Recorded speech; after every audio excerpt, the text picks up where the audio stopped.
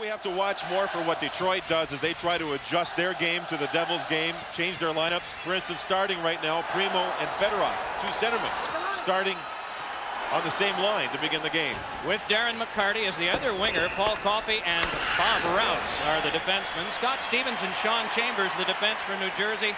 They started McLean, Carpenter, and Claude Lemieux. Scott Stevens will be on the ice, as he has been throughout the series, as much as possible when Fedorov is on the ice. Primo starts at center ice for Detroit. In the previous game, he played with an abdominal problem. He had it frozen before the game. The freezing wore off as the game moved along, and he wasn't nearly as effective. But big Keith Primo, wearing number 55, there you see him. He said for tonight's game, he felt better, so he didn't need to visit the doctor prior to the game. Scott Stevens lifts it in, and here's Lemieux, the first one to it. And it's swung away from him by the big goal stick of Mike Vernon. And so Carpenter retreats to play it. So what you were saying about Detroit's style of play tonight sounds a lot more like New Jersey. Exactly. There's a couple of things to watch for with Detroit. They feel that their defense has been just battered. Paul Coffey in particular, he's been hit a lot. So they're changing the pairings of their defensemen. Coffey will not play with Lidstrom. He's going to play with Bob Rouse, if at all possible. The Devils have done a lot of forechecking, skating into the Detroit zone unstopped. They don't even have to go through people, just moving in and have battered and battered and battered these defensemen for Detroit. So Detroit's going to try and hold them up, not forecheck as much, and maybe try to win a very low-scoring game. Well, that's a radical departure from what Detroit has done to get here. Oh, to get here, the thought was you can't trap what you can't catch. Well, Detroit hasn't been able to skate through these people, so they're trying to adjust. Neil Broughton, but offside. Puck must be ahead of the attacking team over the blue line. As you see the summary of this series so far, Claude Lemieux with a key goal in game one. Final score was 2-1 in favor of New Jersey. Scott Niedermayer with one for all the video highlight reels. 2 shots, the second one in, 4-2. And then Claude Lemieux with a scorcher on Mike Vernon. At that time, it was 2-0. It wound up 5-2 New Jersey. So they go for a sweep. And Detroit tries to prevent it and send a game back to Detroit. Game 5 of the best of 7 would be on Monday. Ken Danico matched up with Bruce Driver, 2 guys who've been with this team since the fall of 1983. Richer moving in. Stephane Richer, center, ricochet off run, they score!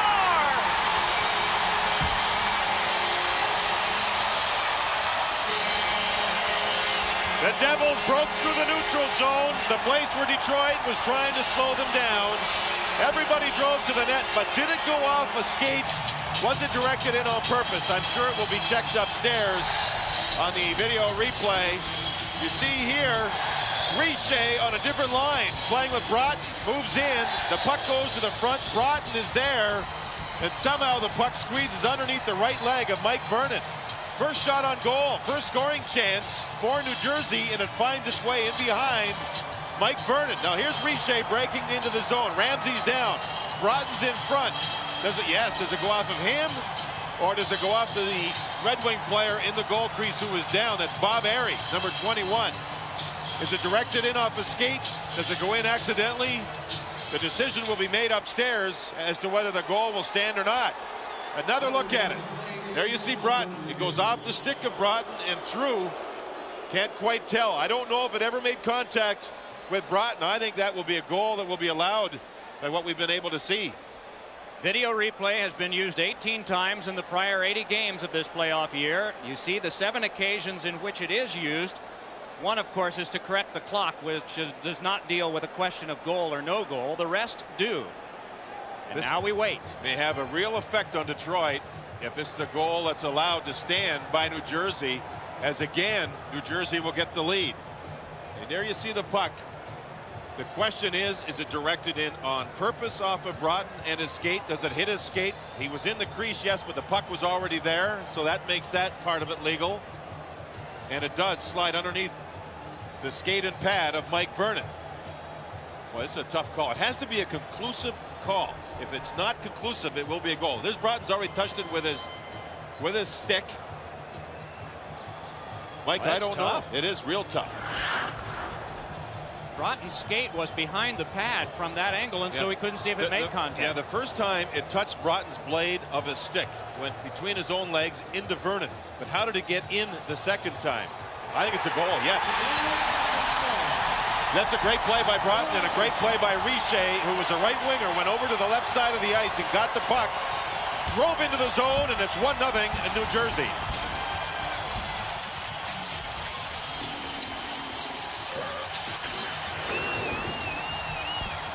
Neil Broughton, late season acquisition from the Dallas Stars, has now gotten a point in each of the last 5 games, 6th goal of the playoffs.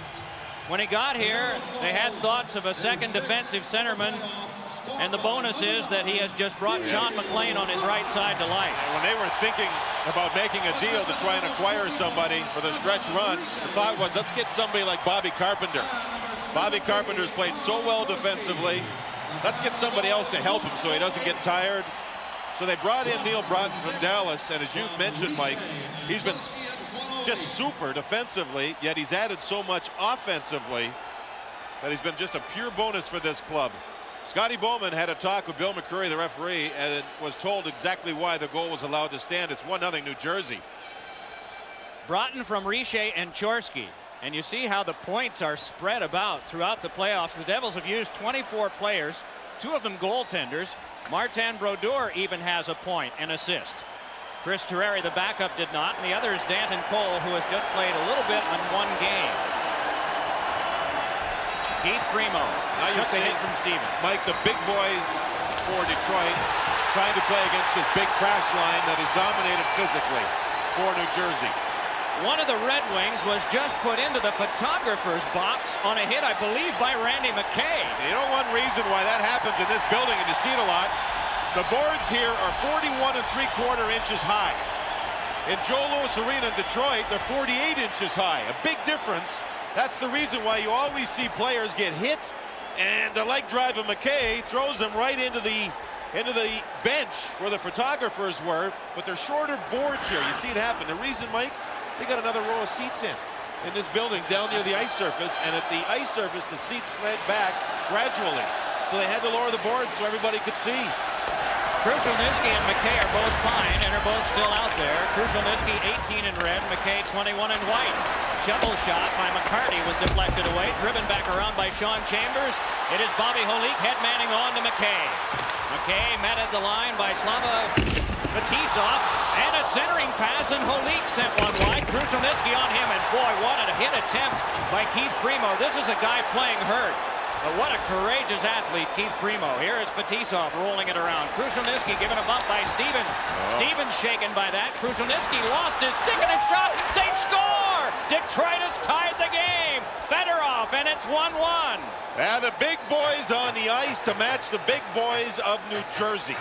And they changed a little quicker. Peluso was still on the ice for the Devils and overskated the puck in behind the goal. Fedorov came off the bench, went to the net, got the rebound. Look at 2-on-2 in the corner. There's Peluso over on the right side going behind the net. He thinks somebody else is going to get the puck. He leaves it. Fedorov shot, save, rebound underneath, and we're tied up at 1. Scotty Bowman wanted big players against the big players for New Jersey, and what a fiery shift that was. Both teams were just banging, and Detroit gets their second even-strength goal of the series. That's all, both by Fedorov. Good play by Lapointe there. He missed the check of Peluso. Fedorov got in front. We're tied up at 1. Boy, Detroit did not wilt. The decision came down that they were behind 1-0, and right out they came. Big hit attempt by Primo. He didn't get all of the guy that he wanted, but big hit attempt, and then back they come, more crunching. Krushelnyski really got Scott Stevens. Yeah, I think you're right. I think the shift was set up with a hard play of Primo, and players follow leadership, and leadership is being shown by Primo, and Detroit is back in the game. Of course, they're only down by 1, but mentally you think maybe that was a crusher, giving up the first goal early. They've come back. Fedorov missed for Kozlov. It's taken by Tommy Albeline, Swedish-born defenseman, rolling one along. That's handled by Paul Coffey. Bob Rouse. No goals by the defense of Detroit in this series. That was not the case against Chicago. Offside. And a little more. pushing, a little shoving. Rouse on the ice after suffering a concussion in the last game. And he's paired with Paul Coffey. The Detroit Red Wings don't want Coffey hit in this game. Look at Primo, 55 red, explode here. Bang! What a hit that was with Peluso. He has not been able to explode like that since this series began. There's Richer showing some strength on Coffey along the boards. That's what Detroit wants their team to stay away from. Coffey getting hit. Bill Guerin for New Jersey has hit Coffey more times in this series. See what Rouse is doing? Right over to Richer, giving him a message. Coffey gets hit, we're going to try and do something about it. Coffey, if he gets hit a lot, he's not effective. If he has some freedom to express his skill level on the ice, he's awesome.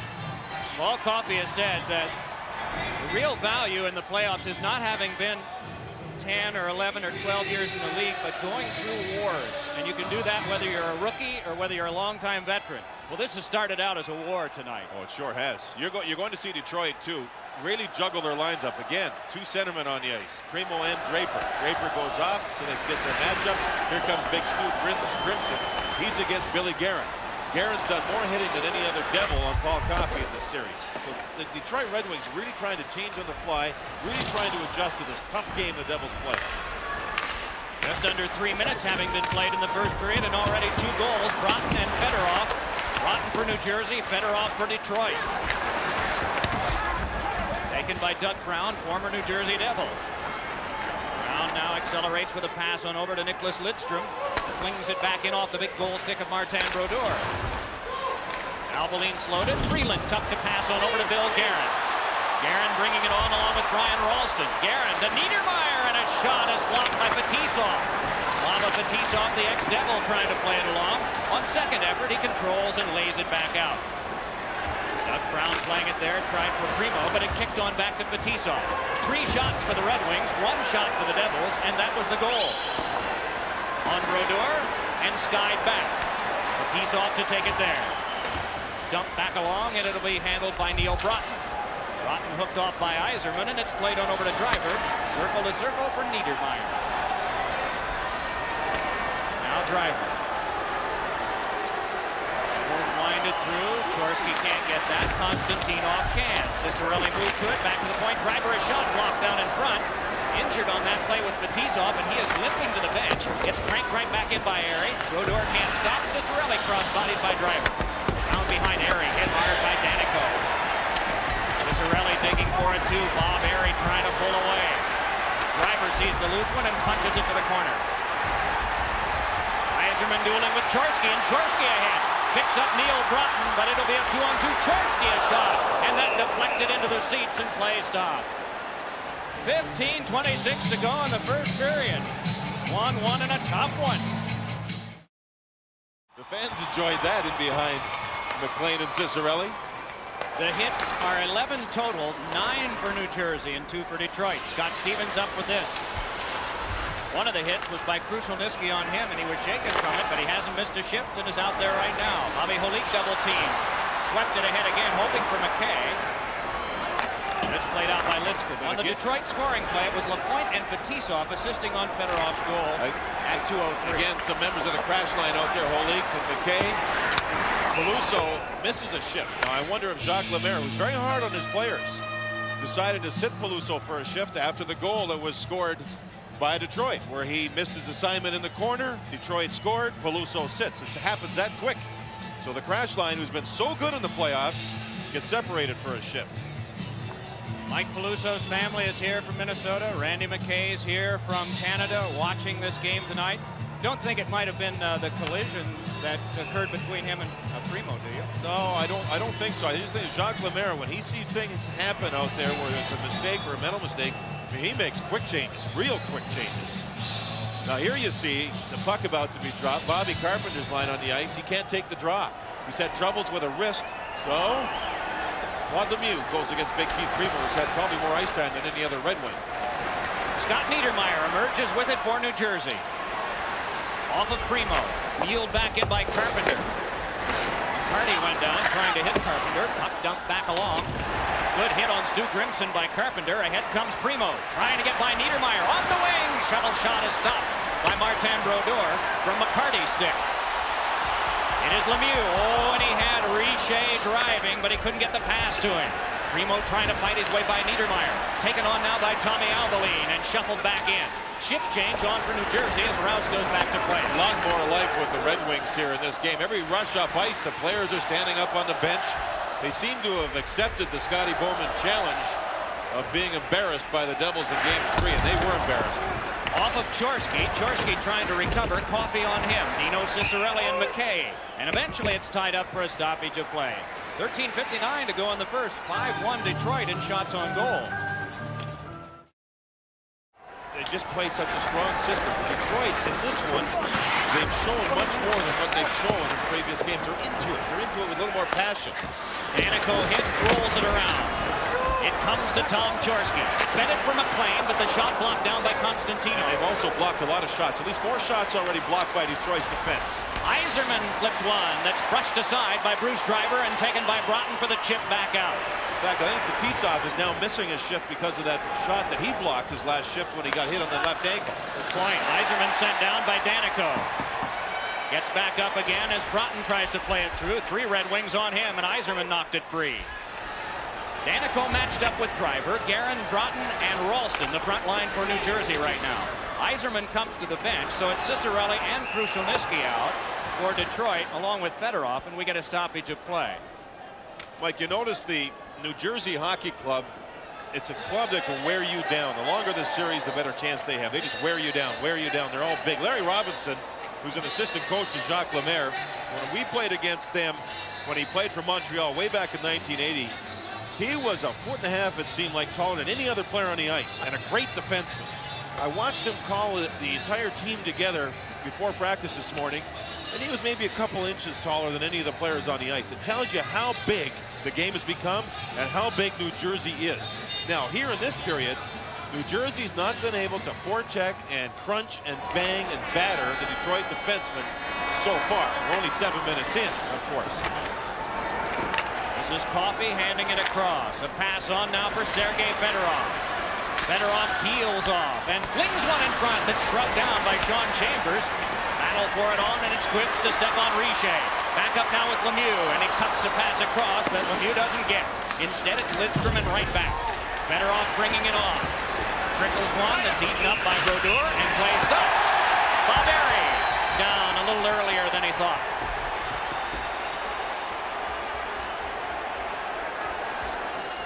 Olive branch is waved for right now. 6 shots for Detroit, 1 for New Jersey in this tie. If New Jersey and their system win the Stanley Cup, it'll force teams to become bigger. Fetisov with a shot that is controlled by Primo, and he got the glass with a shot that was just over the crossbar. The jostling continues. Albaline locking up with Primo. Bobby Holik able to muscle it around for a play to be made by Niedermeyer. Niedermeyer back to Holik. And Holik cranks a shot wide. No matter, offside. Offside, the linesmen jump in quickly to separate Peluso and LaPointe. Detroit winning faceoffs now in the New Jersey zone. Primo has had a good start to the game for Detroit. He's winning faceoffs. He said he was very uncomfortable in Game 3 trying to take faceoffs because of that abdominal injury. The question is whether or not he'll be able to sustain 60 minutes of this type of action where he's being involved. He's playing a lot. He's trying to play physical against a big player like Holik or McKay or Peluso or Scott Stevens, whoever he's on the ice against. That was an embarrassing stat we just saw, but boy, Primo showed me a lot in Game 3 being hurt. He competed. I think he's the leader on this hockey club right now amongst the forwards. Yeah. If he plays well and can play for the whole game, if he's healthy enough, his teammates will follow. Albaline cranks it in. Bobby Holik steps to it. Back to McKay. McKay wanting to turn by Fetisov. Centered one. Oh, and Peluso got a shot away as he was tripped and flying through the air.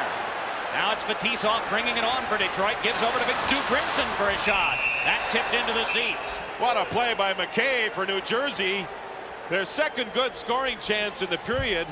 Only their second shot on goal. McKay makes the pass to Peluso, who was held up by number 20, LaPointe.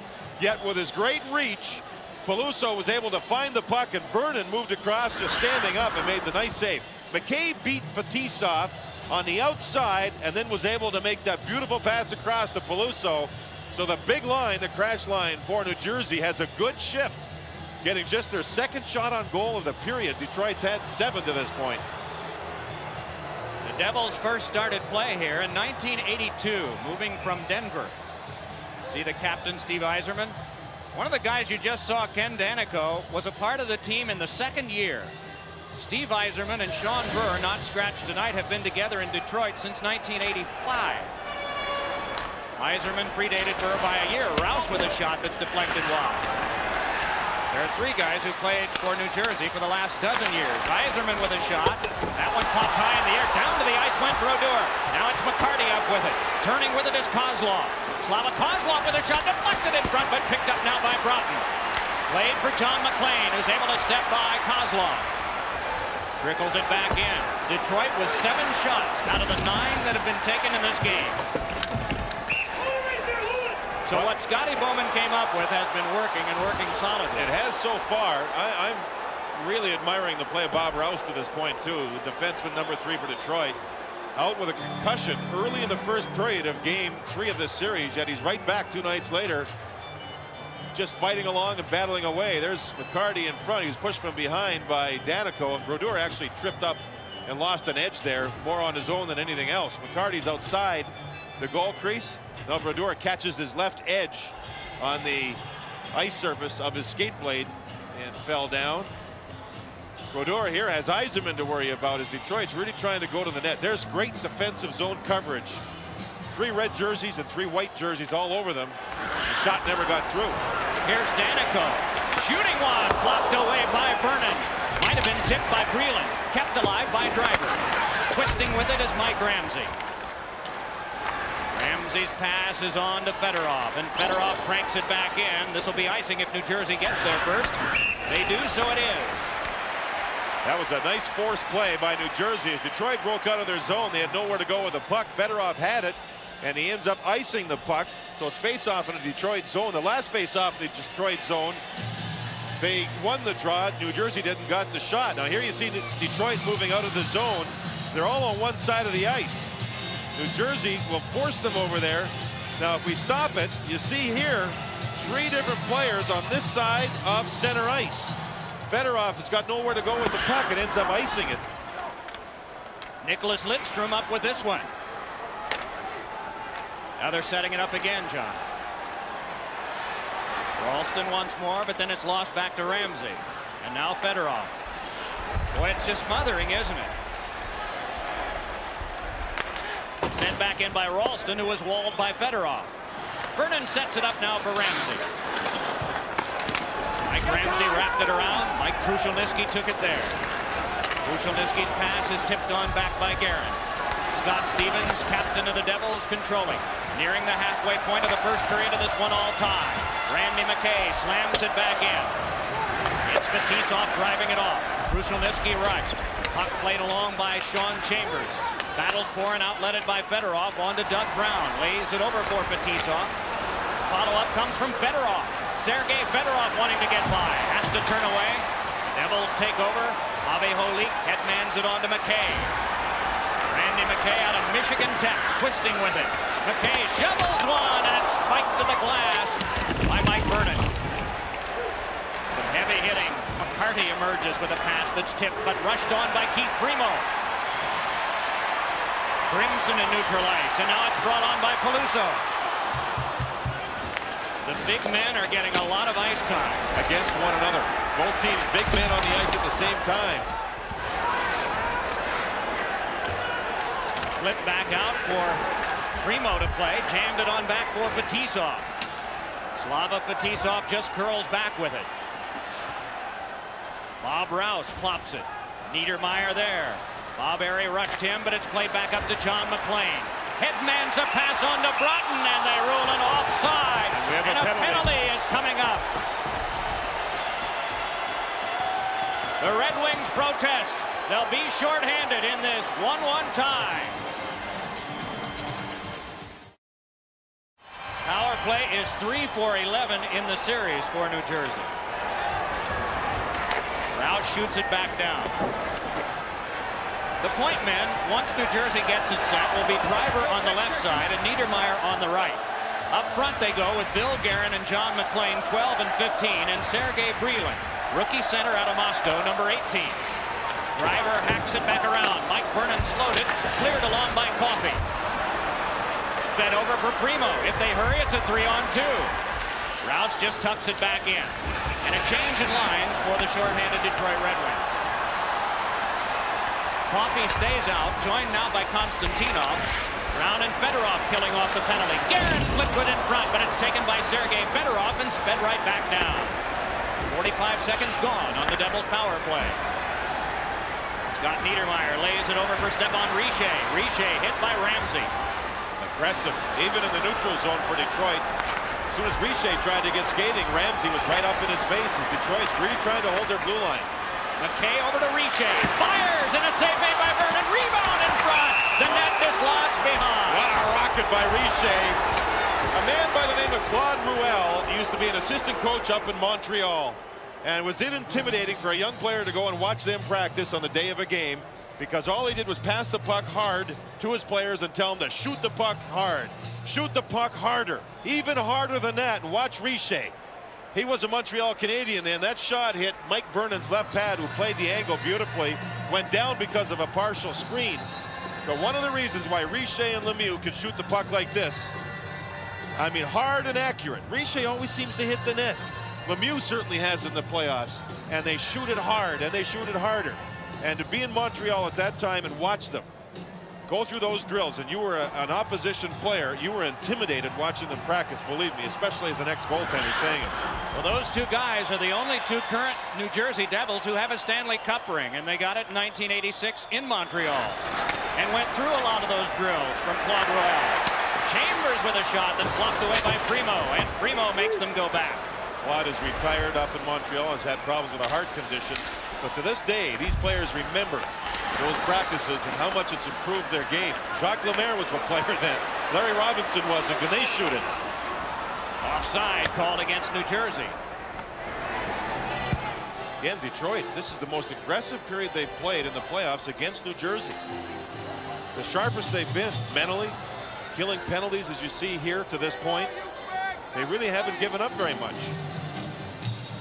Sergei Fedorov you saw a moment ago, and then Doug Brown.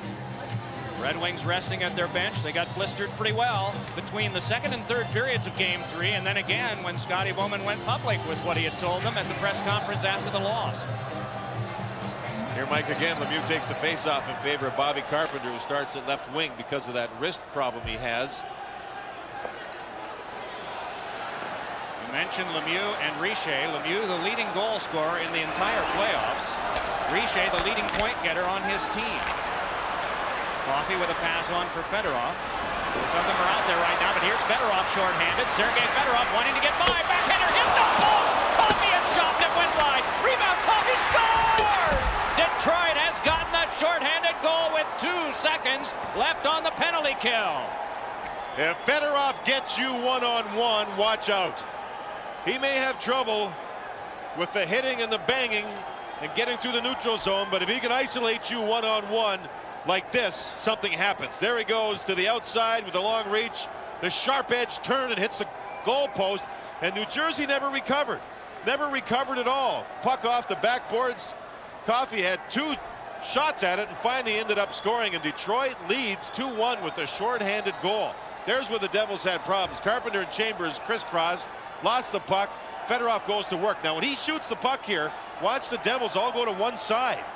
They're over at one side and they never recover. The puck is going the Detroit way for the first time, and Coffey gets a big go-ahead goal.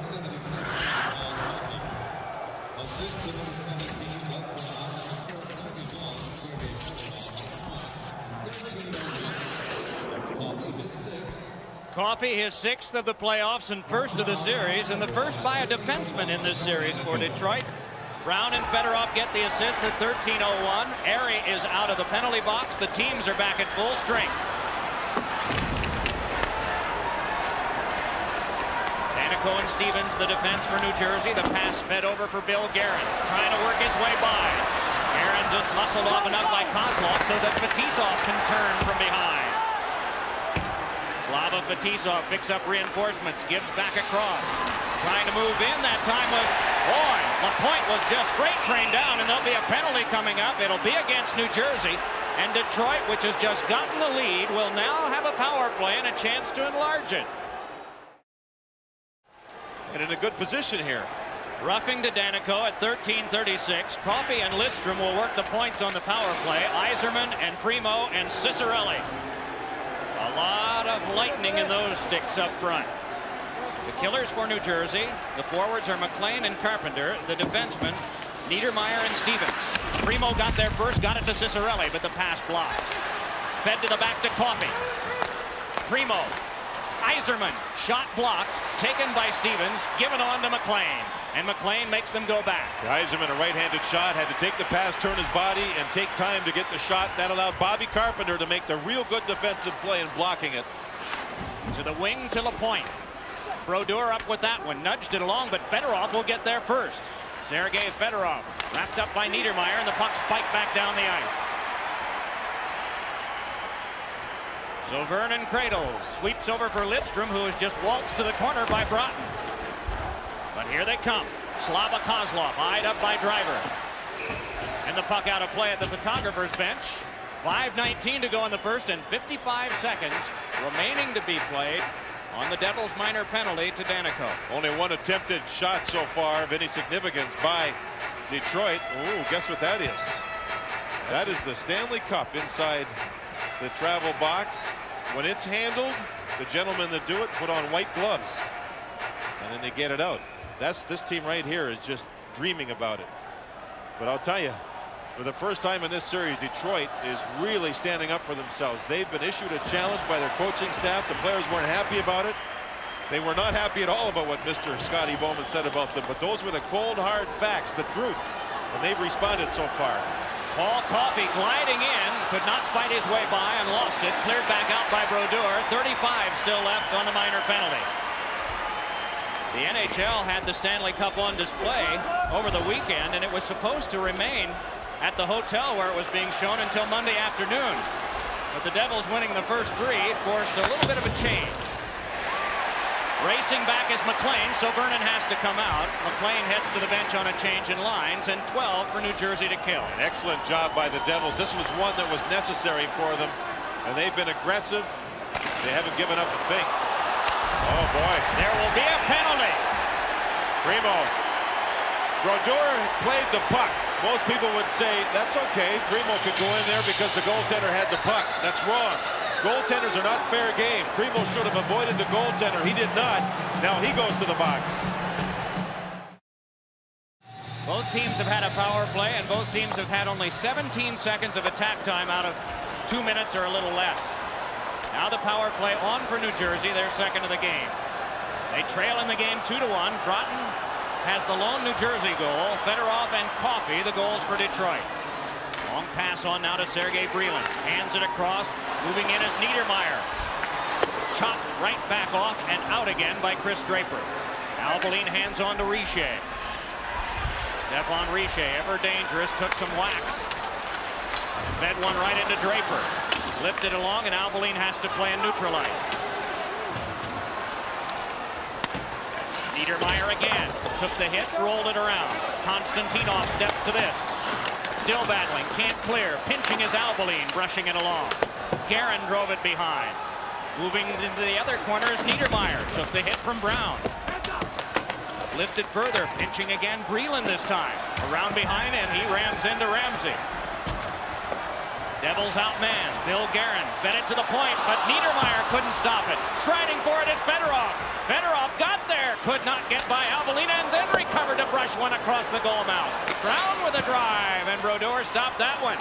Fedorov skating like the Fedorov we've seen for a couple of seasons. He is absolutely exploding at any loose puck. Bill Guerin tried to get by, and Coffey said no.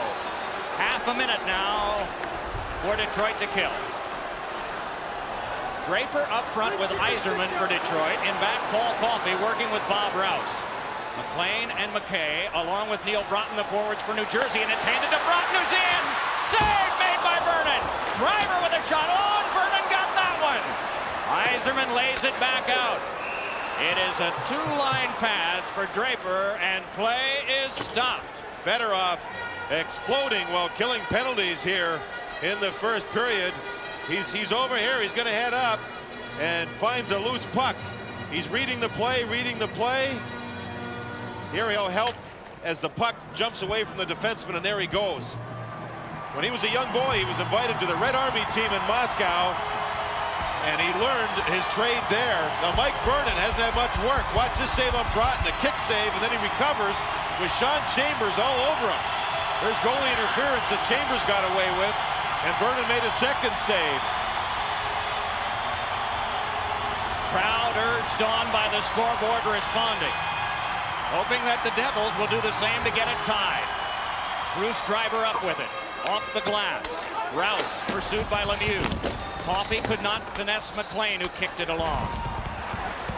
The jostling continues. Penalty time is now up, and the teams are back at full strength. Driver finesses it back over. Chambers shoots, score!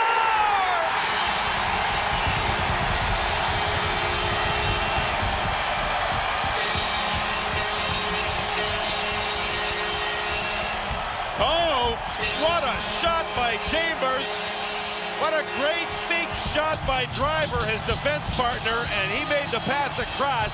That opened up the ice. Detroit's back deep. See how deep they are? Everybody's back deep. Primo's now coming out of the penalty box. There he is. But that opens up the points. Oh, what a play that was. Look at this shot. Rolling puck and everything. Chambers still blasted it. Great shot. Look at Detroit, one man down. Look at the puck on edge. It's hard for a goaltender to find the flight of the puck when it's on edge. It's a knuckleball with velocity. Vernon thinks low shot. He's surprised up high. We're tied up at 2.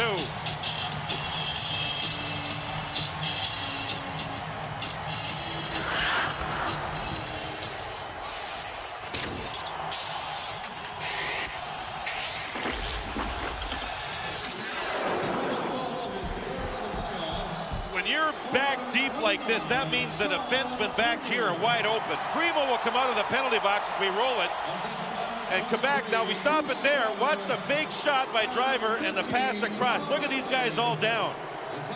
That allows Chambers, as we roll it, to get a good, clean shot. Now we stop it again. Man here, man here. Vernon's got to think about him. Is the shot going to be low? Chambers surprises everybody. As Vernon goes down, the puck goes up, and we're tied at 2. Boy, did Driver make a great play to fake the shot and pass it across to Sean Chambers. Bruce Driver will be an unrestricted free agent at the end of the season, whenever the finals are over. Oh, man, he'll be a prime piece of property for some team in the league.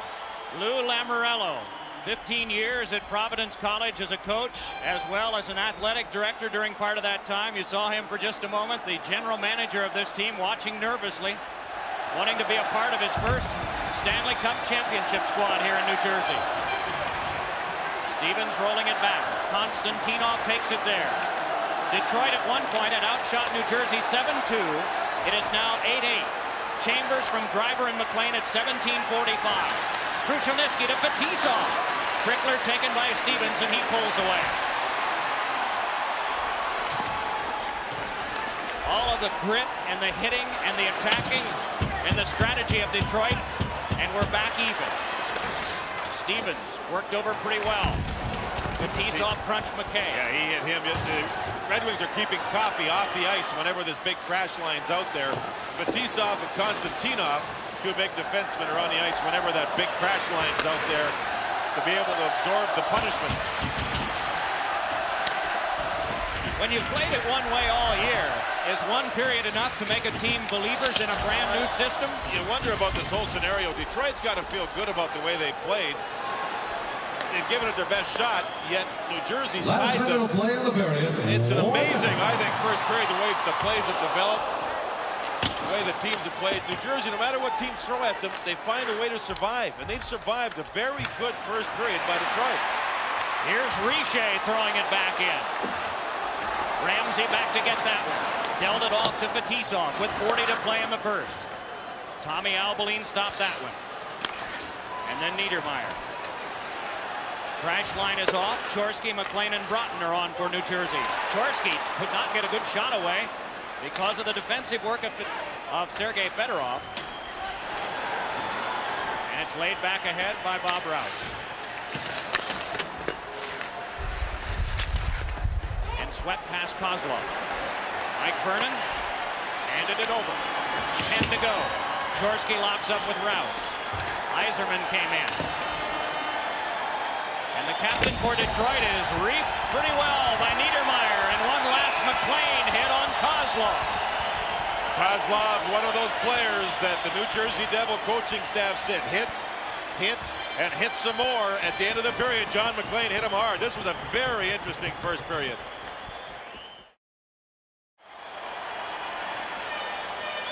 It is Coffey as well as Rouse to start the period for Detroit.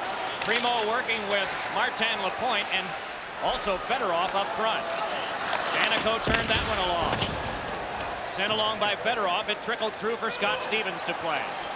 It is Lemieux and Richer as well as Carpenter, the frontline combination for Jacques Lemaire's New Jersey Devils. Fedorov with a steal, backhander, turned aside by Brodeur. Penalty coming up to New Jersey as Detroit starts quickly, so I think they must have fed off of how they played in the first period, discussed it during the intermission, and they start quickly here. Lapointe, ooh, man, did he catch Danico away from the puck. My goodness. Lapointe, a big forward, put on the ice, and Kenny Danico reacted. Primo there took a shot from Scotty Stevens, and you can see that bothered him, or it appeared to bother him, even though he stayed on the ice to start this power play. So Kenny Danico, who was absolutely blindsided, and the referee must not have seen that. Danico reacted after and ends up in the penalty box. Kenny Danico is one of the true leaders for this hockey club. In Secaucus, New Jersey, about a mile and a half from here, Max and June McNabb sitting and watching right now. Max McNabb was a member of this organization for a lot of years and responsible for bringing in people like Kenny Danico and John McLean and Bruce Driver. And I'm sure he's a proud man sitting and watching his Devils go to work. Hoping that they can win their first Stanley Cup, and he won one as a player, as a member of the Detroit Red Wings of the 1950s.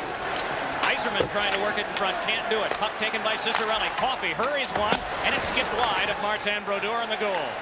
McLean, but it's kept by Lidstrom. Rolled around Cicerelli there. Oh, was he bumped into by Niedermeyer. Off the rail. It came over to Scott Stevens. Leads it out for Broughton in a shorthanded rush. Broughton back over to Stevens. Quick one in front, and it was behind McLean. Now the Devils have to hustle to get back. Moving ahead with it is Yzerman. Testing Stevens. Feeding on over for Cicerelli. Driver bangs into him. Fed back to the point. Waiting is Coffey. Lidstrom. Deflected wide by Cicerelli. Swept out in front and cleared away by Driver. Lidstrom back over to Coffey again. Back to Lidstrom once more. Wristed one that slowed down by McLean. Follow-up comes from Yzerman, but he's checked. Now it's Bruce Driver. Kept at the point. Lidstrom gave it up to Broughton, who threw it back down. Over halfway through the Devils' penalty kill. It's laid ahead for Fedorov.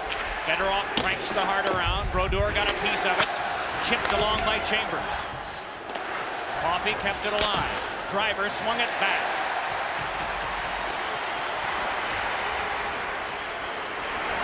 Two minutes played, second period. Just one shot on goal this period, that by Detroit. Coffey gliding right ahead. Paul Coffey wanting to turn by Albaline. Here's Coffey behind. Fed it to the point. Fetisov, a shot deflected. Punched away by Albaline and played back out by Chorsky. A dozen seconds on the Red Wings power play. The Devils make another change up front. Chambers and Albaline in back. Broughton and McLean, the forwards. Turned aside by Brodeur. A Chekhov and Fedorov, a shot that saved another shot, and Brodeur got that one. When you're on the power play, you have to outnumber the other team to recover the puck. Now here's the puck put into the corner. It's a 2-on-2 play.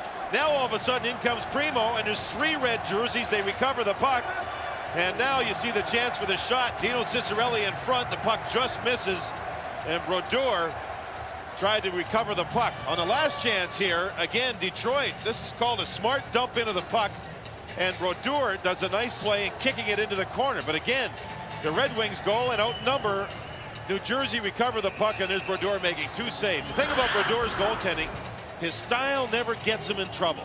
Never. He's never out too far. Even when he's down, he's in a position to recover. His body's always seems to be squeezed together. Very few pucks slide through his legs or between his arm and his body. He's a very intelligent goaltender. Only 23 years of age. Very strong, too. 6'1" and strong physically. He has seen about every movie that is out. The day before every game, he goes with some teammates to a movie. Yesterday, it was Bridges of Madison County. His review, it moved kind of slow for me. Well, it is a little slow when Clint Eastwood's in it. Well, a middle-aged Clint Eastwood, anyway. Even Clint Eastwood slows down. Is that what you're saying? Just like the rest of us. Thank God. Here comes Tom Chorsky. Chorsky crossing. Jammed aside in traffic and handled by Fetisov. Laid back on out for a pass by Krushelnyski to Chris Draper. Draper with a shot, and that stopped and then swept away by Niedermayer. Neil Broughton up with it, but Draper took it away from him. Chris Draper couldn't get it to the front. Draper trying to recover again, but Fetisov must corral it in center ice. 5 shots in this period, all by Detroit. Brodeur takes that one. For Albeline, skipped back to neutral ice. Tommy Albeline hands it across to Niedermayer. The Let's Go Devils chant starts. Lidstrom flips it back out. Niedermayer controlling as the Devils make a line change. Mike Ramsey controlling behind. Bangs it back off. Stevens' one-time shot went to the air. Gloved down by Ramsey. Stevens again with a shot, and that one skips wide. It's Big Keith Primo. But the pass is taken by Stevens. Drive, and that went off a leg wide. Ralston rolling it around. Guerin centered, but it's off Breland's stick. Primo trying to step away, cannot. Stevens tried to finesse. Guerin up with it. Back to Breland. Shoots one, and that blocked aside. Great play by Primo, who had lost his stick. This has been an exhausting shift for him as the Devils continue the pressure. No shots on goal for them in this attack. Puck to the back now to Danico. Shoots one, and that one sailed wide on the wrister. LaPointe feverishly trying to clear camp. Primo got his stick back now. And a stoppage of play. 4:35 played in the second. We're still tied up at 2. Because there's no Carpenter and there's no Scotty Stevens. So now Jacques Lemaire's mad at the referee. So we have Fedorov out there, no Carpenter, no Stevens. That hasn't happened very often in the series. Driver across, one-time shot, and getting a piece of it was Vernon. Letting it go was Niedermayer. Held along by Chorsky. Paul Coffey, checked off by Broughton. Broughton got it over from McLean. Checked to the corner with authority by Rouse. Dino Cicerelli put it back out. Niedermayer and Driver the defense. McLean, Chorsky, and Broughton up front, but then a quick change by the Devils. They get Carpenter and Claude Lemieux out there. They want those players out there simply because of Fedorov. Here comes Lemieux. Shoots one, and it went wide. Hanging on is Mike Vernon. And downstairs is Joe Micheletti.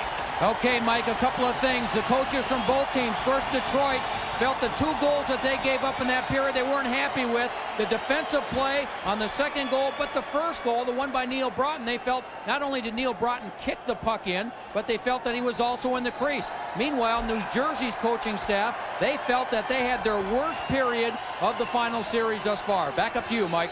All right, so 2 coaches not happy. What else is new? Yeah. And they got out of it tied up at 2. But the backboards here, when players miss the net, the puck fires right out front so quick. That makes the goaltender worry about going out too far from his goal crease. So you can't play the angle too much. If the player misses the net, the puck comes right back in front. Real quick. Tough save, 6'4" Brodeur. Brodeur has faced more shots. Driver up with this one. Niedermayer fires, rebound, sent wide. Not only New Jersey winning faceoffs, but they're getting great shots after winning the faceoffs. Richer held off. Fetisov tried to get by, could not. Vernon sent it around, and Yzerman takes over. Bruce Driver chases it. Cicerelli on him. Swung right back and taken by Konstantinov. Dino Cicerelli turning with it. Laying it across for Primo. Primo trying to dip around behind. Beats Primo, controlling now for Detroit. Yzerman can't get to the front. Flips one, and it's nudged right in toward Brodeur, and he hangs on.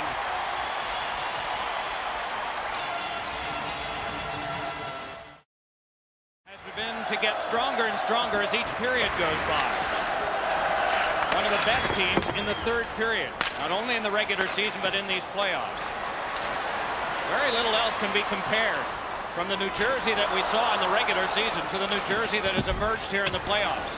The middle of March, it didn't even look like they'd make the playoffs because they were technically out of the top 8 in their conference. Injuries do that.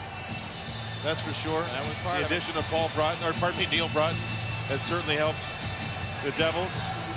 Jacques Lemaire is trying to become the third student of Scotty Bowman as a player to win a Stanley Cup championship as a coach. Al Arbour and Terry Crisp were the earlier two. Conversation, of course, before this final series centered around the teacher and the pupil and the typical things that you would have emerging. But one of the stories was that when Bowman was coaching Lemaire, they won 5 Stanley Cups, and Lemaire was the only guy who would ask the question, Powell out in front, oh, and a backhander by McKay! It's held off by Vernon. The Devils sneaked an attack through, and Randy McKay, who's been one of the top goal scorers of the series, almost got one. Mike Vernon got Detroit into the finals. Scotty Bowman said, yeah, I'm going to play him even though we're down 3-0.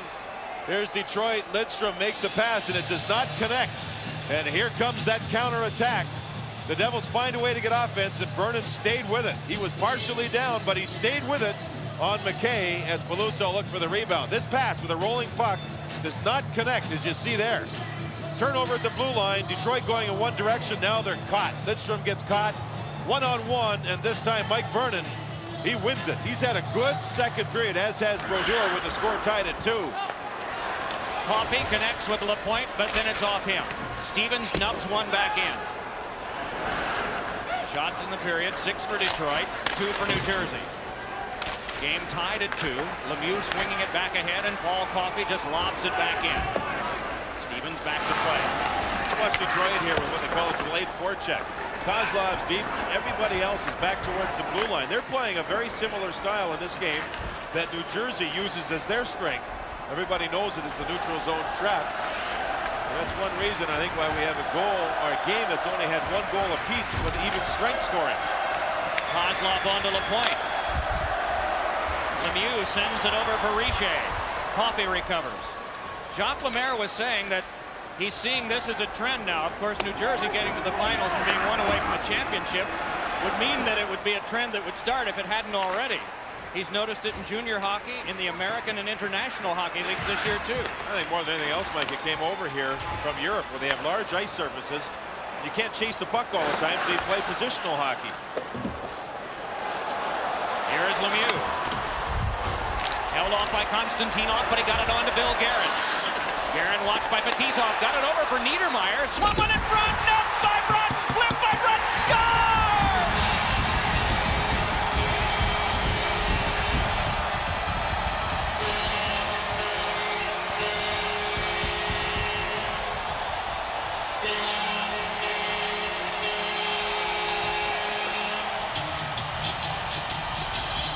First lead of the game for New Jersey, and this place is jumping. Look at the play as the puck is taken to the outside by Billy Guerin, and in front Broughton is wide open. A valiant effort by Mike Vernon to keep the puck away, but finally it was jammed in. You see Fetisov's gone down and Bob Airey's gone down. When you leave your feet, you can't recover. There's Vernon with 2 saves and a third one where the puck just crawls up and over top of his shoulder. Broughton stays with it. Look, Broughton, he's left alone because Bob Airey had gone down. Save and a save, and then look at the puck. Crawls up and over. It's 3-2 New Jersey.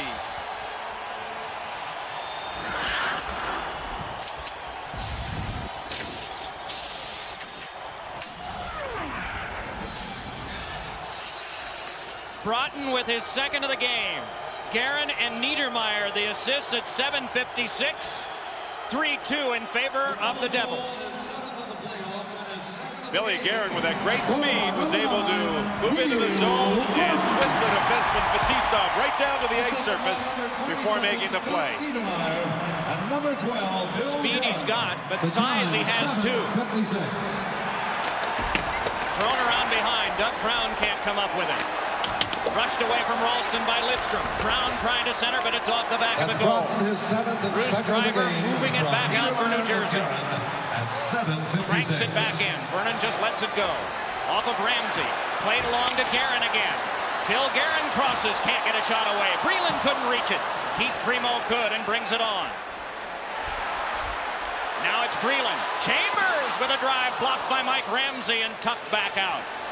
Chambers just laying it across as Mike Ramsey, member of that 80 U.S. gold medal winning Olympic team. Right there, number 15 made a strong block. Detroit started the period quickly. New Jersey is taking it over. They've beaten Vernon now to take the lead, and they haven't stopped since that point. They're carrying the speed of the game now, the Devils are. Here's Detroit backing out. Now they're going to try to force turnovers. Airy with the shoulder on McLean. Rouse takes over on defense. Stevens could not keep. There'll be no icing on this. Once again, Tommy Albaline shuffles it off the glass, and Rouse waiting for this one. Across to Paul Coffey. Rouse goes the other way to Ciccarelli. Offside. Play stopped here, nearing the middle point of our game.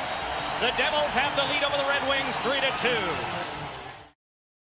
I must apologize. I said for the first time the Devils have led. I should say the first time in this period. The Devils opened the scoring with Broughton getting the goal early in the game. I apologize for that. Broughton resting at the bench. The big boys are out right now. Bringing it on and rolling it back in is Stu Grimson. Scott Stevens back to play it. Oh, going low on him was Lapointe. Lapointe battling with Stevens in the corner. Fedorov crunches in. Carpenter took it away. Back up to Lemieux. Can't get it by Konstantinov. A wrestling match in the corner. And Lapointe and Stevens, who started in behind the goal net, and Lapointe low bridge Stevens, they just kept right at it all the way along the boards. Finally, Bill McCurry blew the whistle, and it may be a trade-off of Lapointe, who's already drawn 2 penalties in the game. He may be going off with Scott Stevens for a rest. Not much after the whistles in this game. Here's Grimson and Richer. If Grimson gets somebody like Richer in the penalty box for a long period of time, he'll win the battle. Even if they get, sometimes referees will give out 10-minute misconducts when they go at it after whistles. And if that indeed happens here, a Grimson-Richer is a win for Detroit. Lapointe came flying in. Stevens knew he had to get to the puck, and he had 2 men bearing down on him, and Lapointe went low. Scott Stevens likes to do that himself a lot of times, go low when he throws a body check. Well, they continue to really push and shove here for Fetisov and Chambers. Here's Stevens. He's got a man coming from each side of the net. Boom! Lapointe went down and low, and they just stayed right after one another. All along the boards. They continued to battle and battle. It catches the hip here of Stevens, I think, more than anything else. Not the knee, thankfully. Stevens was okay to get up and battle as they continue to push and shove. You haven't seen very much of this at all in the playoffs. Now they casually separate. Most players have their gloves on. Over the last 3 years, the fighting has dropped off markedly, especially in the playoffs. John was talking about size earlier. When the guys were big the last time, it was the mid-70s, but it was size not necessarily combined with skill because they needed fighters. Well, in these playoffs, 80 games have been played. There have been 10 fights and none in the last month of playoff competition. It's been just fierce like this. But Stu Grimson was the last guy to have a fight. It was in the second round with Jeff Hodgers of San Jose. You talked about having fighters back in the 70s. We had Dave Maloney. My buddy. And you realize he doesn't have a microphone nearby. There's no rejoinder coming. Just a pause right now to cool things off. So I feel pretty privileged, and so does Oris and all of us, that we had a chance to win it. Thanks, guys. Back up to you, Mike. Oris Kindrachuk, an insurance agent in the Philadelphia area, and Dave Schultz runs a limousine service. And he gets full payment on all of his invoices. Oh, I bet he does. Schultz with 1 ring on each hand. for the 2 cups they won. You guys saw a lot of those hands over the years, didn't Yes, you? we Without did. rings on them sometimes. Icy called and a face-off comes back near Martin Brodeur. Well, Mike, that's the thing. One more game. Just wish you could play one more game. It's a more bitter feeling to lose in a Stanley Cup final than it is to not make the playoffs or lose in the first round. When you get this close, Cicerelli, 15 years worth. Stevie Yzerman, first ever final. When you lose in the final, believe me, it's something that haunts you the rest of your life. It's amazing how many times you can drive down a freeway and think about it 10 years later that you lost, even though you were there. Coffey with a shot deflected and a save made by Brodeur. Yzerman was right at the front of the net. Good play by Yzerman, winning the faceoff and then getting to the net. If you lose the draw, you shouldn't let your man go, and Yzerman was able to get away from his centerman, who is Broughton. You see it right in the middle. Now Yzerman releases, drives and spins to get in front. Broughton got caught standing still.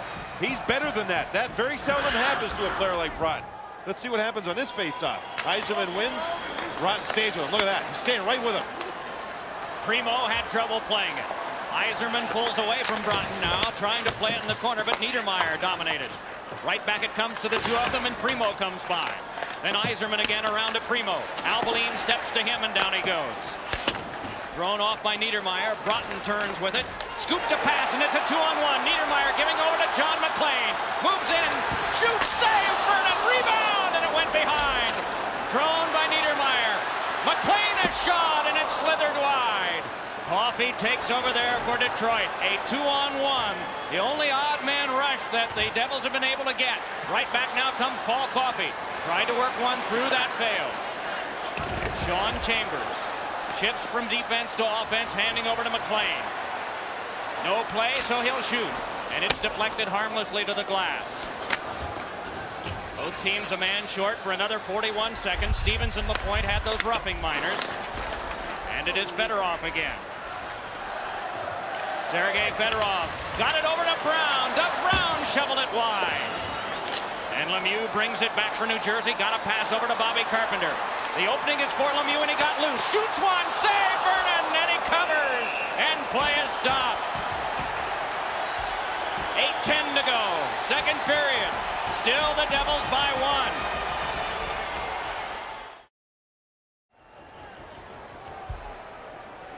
We mentioned about New Jersey and how few goals they allow. They have only allowed 3 or less. They've allowed 3 or less in every playoff game except one. That was 2 weeks ago this very day when they lost 4-2 to Philadelphia. The Flyers in one game, the only team to get 4 on them. With 8 minutes to go in the second period, Detroit's already had 15 shots. That's almost a story in itself. That's a lot of shots New Jersey's given up. In the very first game of this series, Detroit only had 17 total. Tisov rolling it around. Both teams get a man back. It's full-strength hockey. Devils ahead 3-2. The shots are 15-14 Detroit. On comes Slava Kozlov. Hooked away from him by Richer. Konstantinov's pass to Fedorov was offside. Scotty Bowman has played Fedorov, Yzerman, and Primo at center ice, and he's rotated his 3 centermen. Centerman. The wingers have been different all the time. He doesn't care what wingers are playing with what centerman for this game. He knows his team's strength is their centerman when they're going. So he's tried to play them and play them and play them. But it looks like it's becoming exhausting to a person like Fedorov, who's played well. Talked about Fedorov skating earlier.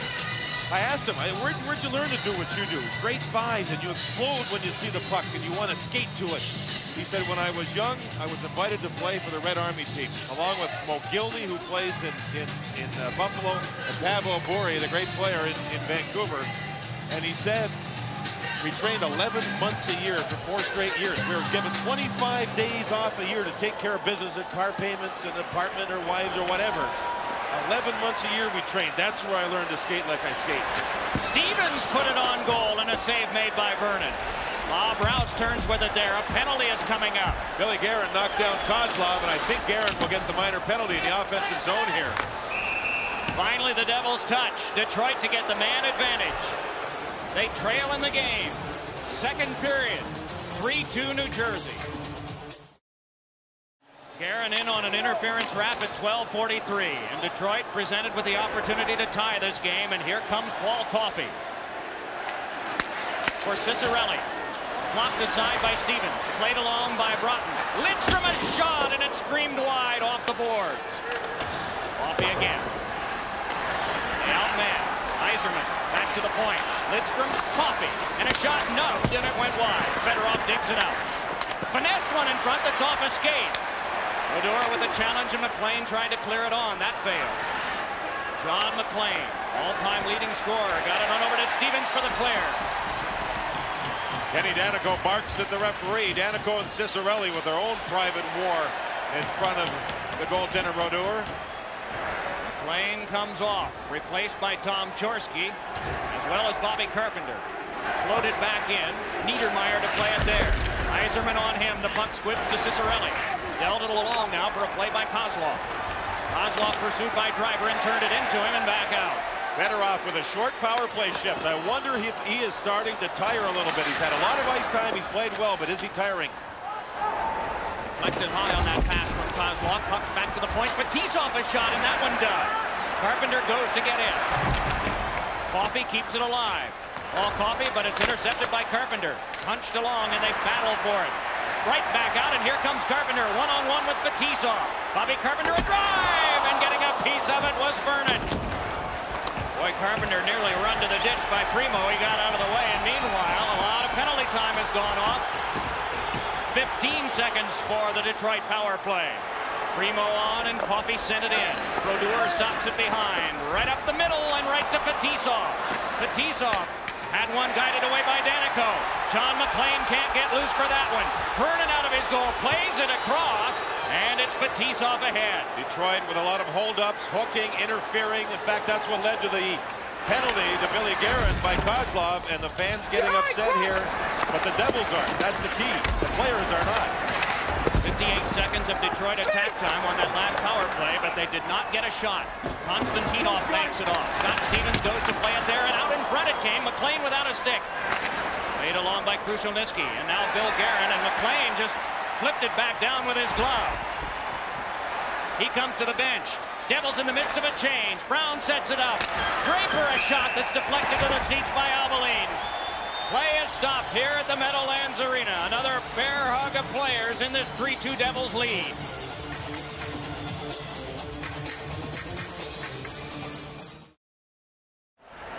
Latter stages of the second period. The shots are 16-15 in favor of New Jersey. Albaline with a pass off Breland. Konstantinov sends Lapointe ahead. Lapointe over to Yzerman. Steve Yzerman fed it across. Ramsey put one in front, and it's shanked wide by Airy on the rebound. Great play by Yzerman. The puck was sitting there, but Detroit couldn't finish. Breland trying to finesse by. No sail from Konstantinov. Lapointe nudges it back for Yzerman, but he's met then by Chambers. Chambers pass misfired for Guerin. Now we have a period of time where the Devils are turning the puck over, and Detroit is countering and starting to get some offense. It is Chambers again. Leads it ahead for Broughton in an onside play, but he's wrestled to the corner by Coffey. Devils in the midst of another change. Dino Cicerelli's pass bounced near McLean, but is controlled by Bob Rouse. Sails it back, and Brodeur sets. Driver taking it there. Pass intercepted by Primo. Missed for Cicerelli, though. And Paul Coffey lobs it back in. Driver pursued. Got out of the way of the Primo hit. Gets the puck back again. Off the boards for Chorsky, and he's hit. Dino Cicerelli.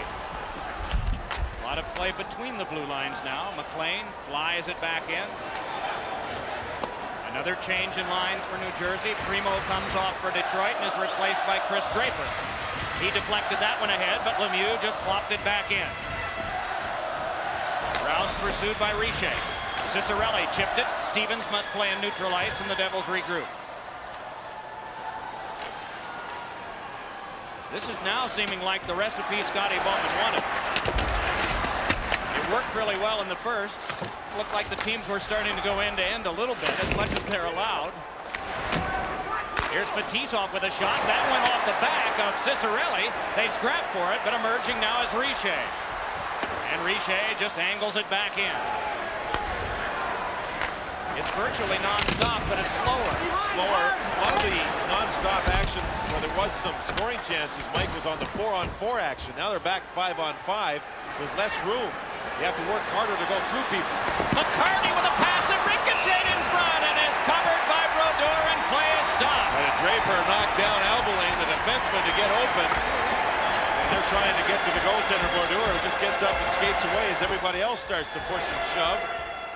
The Detroit defensemen stay away from joining the pushing and shoving to make sure the faceoff stays in the New Jersey zone with under 2 minutes to go here in the second period. Here we see on the left side of the ice, number 6, Albeling. He's got his man, but his man knocks him down. That opens up the ice. All of a sudden, Brodeur's got to reach out, find the puck. And then you see the support as Breland, number 18, got back to help out the defenseman who was knocked down. There's a good change of speed to the outside. The puck's in front. You know, that was a nice play by Brodeur. The pass across, he used his goal stick to stop the puck from there, from getting to the target where it was supposed to go, and then held on. And you see Draper driving to the net, doing everything he can. Brodeur did not get upset by this pushing and shoving. Watch the goal stick. Beautiful, right there. Draper tries to find the puck, and Brodeur takes away the low shot, does a nice job in covering up, even though he was attacked. From the face-off, the Devils have it. And Albeling angles it back out. John McLean able to pull away.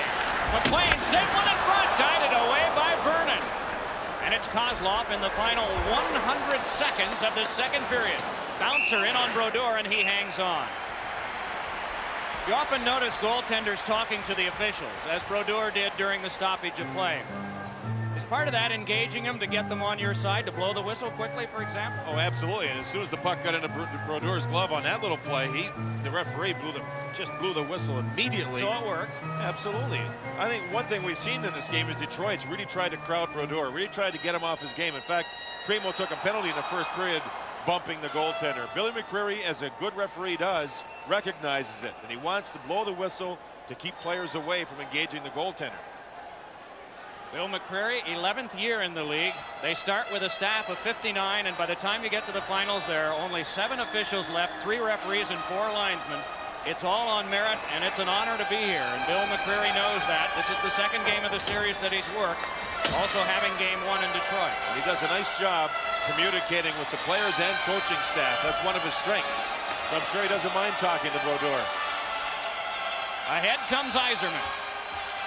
Yzerman menaced by Driver, and just that little flick of the wrist enough to send it away, and a 2-on-1. Chorsky with McKay. Chorsky with a rising shot that got the glass. Now here's Yzerman jamming it back. Second odd man rush for New Jersey, the period. Yeah, the Red Wings didn't get the puck deep, Mike. You get to the blue line, you've got to get it deep. If you don't, your players are going in the opposite direction, and you're dead. Here is Randy McKay moving in. McKay couldn't get a shot away. A penalty coming up. Konstantinov, it's a good penalty, too. With 48 seconds to go, he had to do something as McKay broke in. So Konstantinov knocked McKay down, taking away the scoring chance. 2 turnovers by the Red Wings in the last minute really hurt them. Look at that pass. McKay lost control for just a moment of the puck, and watch the hook and the pull and knocking off balance of McKay by Konstantinov. That sends Konstantinov to the penalty box. If the Devils score here, it's 4-2 with 1 period to go, and they'd be very tough. Konstantinov had to do something to take the scoring chance away. Twice Detroit had the puck in the neutral zone, never got it deep to Brodeur's end of the ice, and those turnovers kill him. Just kill him. Absolutely kill him, and it's cost him a penalty here. Here you see Detroit on the puck. On the puck, moving up ice. Get it deep. Get it deep. Nope, it's not deep. Yzerman never got it deep. There's the pass, and it's a 2-on-1. Chorsky missed the net. And the next play is the one where Konstantinov took the penalty. Coffey wraps it around. Chambers kept it alive. Breland there, shoved off by Coffey. Into Richer. Fedorov reaching for it, but then Breland. Bill McCreary found himself in the middle of that, pinching in his Driver, but it's rattled back off. 24 to go in the period. Chambers taking it. Red Wings have made a change up front. They have Draper working up front along with Steve Yzerman now, and in back Rouse and Coffey. To the final dozen of the period. Driver put it in. Coffey back to take it. And it bounced to Draper to top it back out. And that'll do it.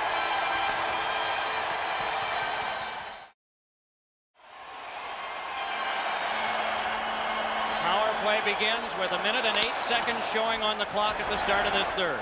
Niedermeyer and Driver will be the point men. Broughton working up front with Randy McKay and John McLean. Kozlov as well as Fedorov, the forwards for Detroit's penalty kill. In back, Rouse along with Coffey. Ahead comes Broughton, gives to McLean. Wedged off. McLean check, puck back to Niedermeyer. To Driver for a shot. It's turned aside by Vernon. Played now by Fedorov and lobbed all the way back down. Not only turned aside by Mike Vernon, but he put the rebound into the corner. That's the goaltender's job. Turn the rebound, the puck right into the corner. Half a minute left on the power play. Niedermeyer could not go coast to coast this time. A pass in front is rustled loose by Airy, but kept by Stevens. Fires, and that blocked away by Bob Airy. Stevens again as the Devils come back over the line so that it can be an onside rush. A minute played in the third and 10 seconds left now on the power play. The Devils make another change in lines. Sergei Brylin brings it on. Brylin for New Jersey, trying to find an opening, pops it to the corner. Ramsey crosses with Guerin. Penalty time up. Ralston tried to center. Down to the ice he goes. Pulled it in with the glove and play is stopped. Red Wings asking right away why there is no penalty call on that. But both teams are going to ask Bill McCreary about non-calls the rest of the night because this is a one-goal game. What an important period this is for Scott Stevens, trying to win the Stanley Cup for the first time. Last season, his team was knocked out in a double overtime game against the New York Rangers, 7th game of the best-of-7 series. He, to this day, has never watched the tape of that game, refuses to. It's a bad memory. And ever since this team lost that game, they've been on a mission. Now, maybe, with 18:40 to go and his team ahead by 1, he may be able to watch a lot of tape if his team wins the Cup. Indeed. And yet, after that disheartening loss to the Rangers, they didn't change a thing about what they do or how they went about it. They didn't even change the track. Guerin bumped off. Ralston turning with it. Ciccarelli on him. And they hardly made changes in players. The big addition of Neil Broughton, and he has 2 goals in this game, was the key change that this team made on the season. Tisson puts it around behind. Turning with it is Chris Draper. Draper just lobs it back. Scott Stevens hands it over to Chambers. Both teams making a change again. Stevens lays it ahead. Follow-up comes from Lemieux. Shakes one in. Richer after it. Richer carried off by Fetisov. Bob Rouse there. Flops it back down again.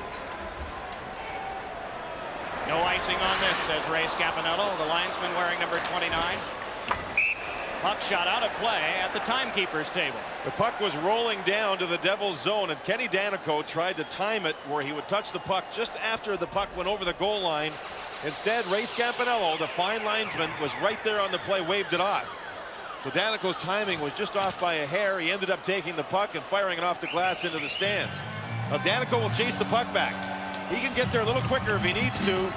So finally the referee said no icing. Now he's going to take a hit, put the puck into the stands, and all of a sudden, from what he thought may have been icing in a face-off in the Detroit zone, it becomes a face-off in his own zone. And Detroit has a chance, if they win the draw, to get some offense.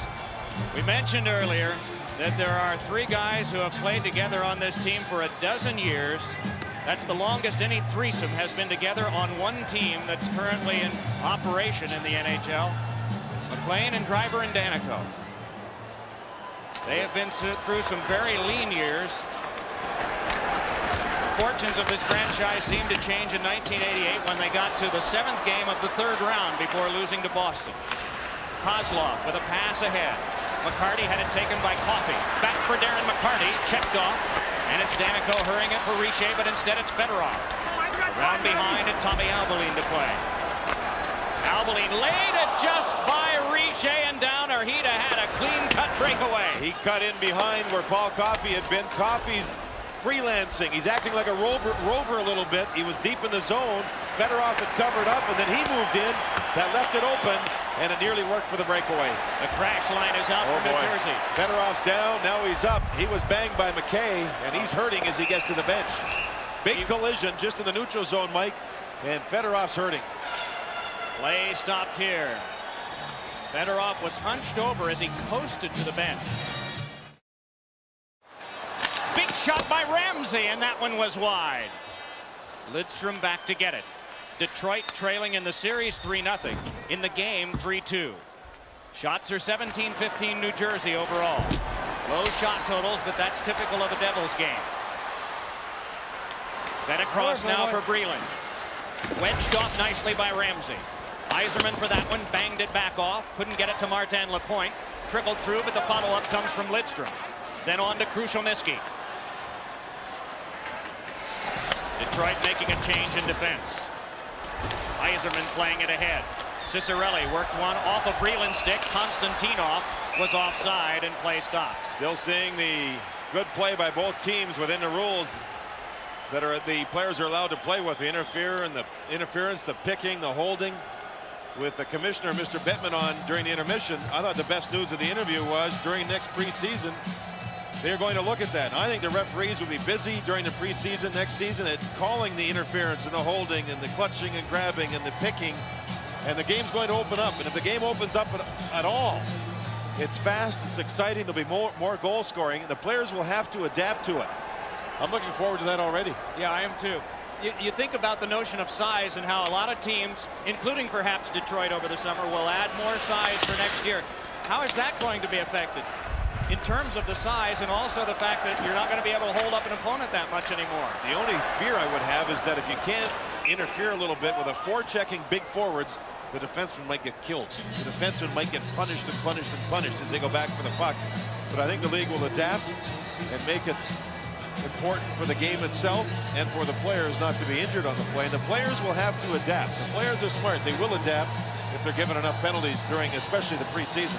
This telecast presented by authority of the NHL, intended for the private use of our audience. Any publication, rebroadcast, other use of the pictures, descriptions, and accounts of it, including the imposition of a charge for viewing the telecast without the express written consent of the NHL, is prohibited. Dave Maloney, James Brown, Joe Micheletti, away from our center ice location with John Davidson, Mike Emmerich. McKay shot it wide. They want a party to start in northern New Jersey tonight. Not yet. Oh, and that one spiked away from Richer. Detroit trailing by 1. Richer really hit by Primo, and he went down. Right back up with it is Kozlov. Moving up with Cicerelli. Kozlov wiped out. Chambers turns it back the other way. A 3-on-2. Bobby Holik fires, and a save made by Vernon. Coffey dumped it back off. Holik moves to that one. Scott Stevens kept it alive. Rolling it around now for Richer. The Devils in the midst of a change, so he's all alone. And back up with it comes Sergei Fedorov. Big shot by him went off Danico. Stevens gave it on to Broughton. So Fedorov did not miss a shift, though it looked like he had been hurt by that hit from Randy McKay. Icing called against New Jersey. Play stopped. 3-2 Devils. Quickly becoming a star in this league, has really put forth a gutty performance here in Game 4. Lemieux couldn't start away with it. He just throws it back out. It is a collision sport. They often play 4 times a week, especially this year. You don't get this far without being physically spent and punished. Some way or other you come up with adrenaline, and welts may not heal faster, but you don't pay as much attention to them at this time of year. 26 teams started it in January, and now we're down to these 2. And the Devils don't change their style. The fans can feel it. Look at the smiles. They can feel it. They saw it happen across the river last year.